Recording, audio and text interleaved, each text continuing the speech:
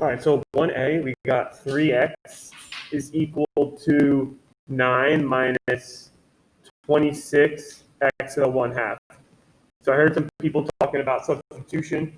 There might be other ways to do it. You could try to factor without substitution, but there are different ways to do this. But since this is a polynomial, well, it's not even a polynomial, but it's like a quadratic.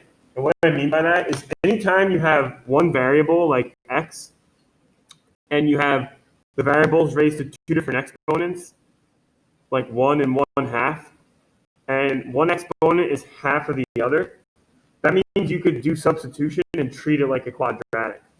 You can let the exponent to the lower power equal, say, like a, and then if you square both sides, you get x is equal to a squared.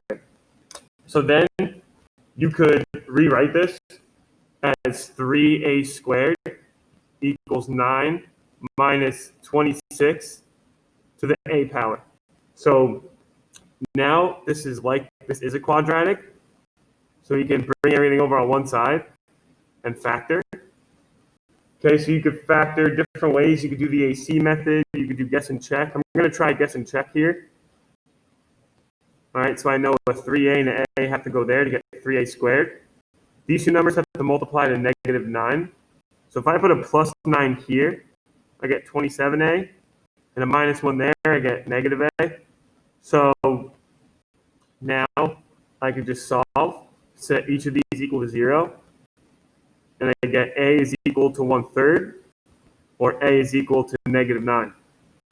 Now I take what a was equal to and substitute it back in. So I get x to the 1/2 is equal to 1/3, and x to the 1/2 is equal to negative 9. I'm going to square both sides, and I get x is equal to 1/9, and x is equal to 81. Now you have to be careful because I did raise the degree here.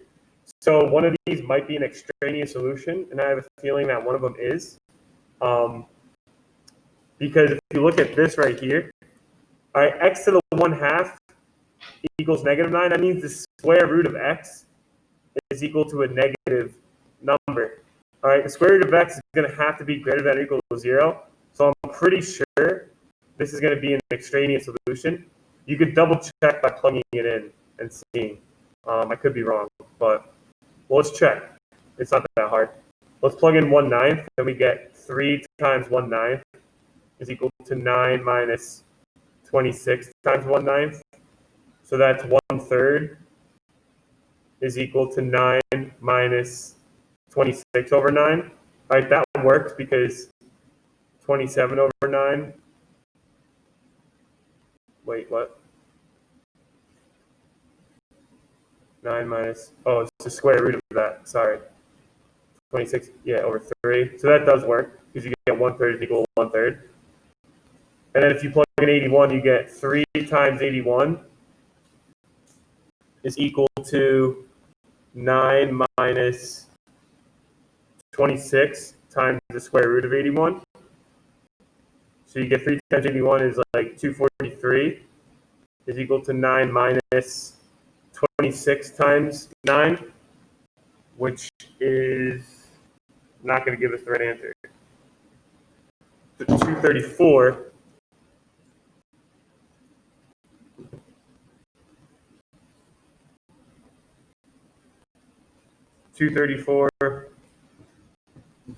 9 minus 234 is negative 225, which is not equal. So that's an extraneous solution, so you cross that out. But 1/9 works. So you should always plug your answers back in, see if they work. You can use a calculator for that.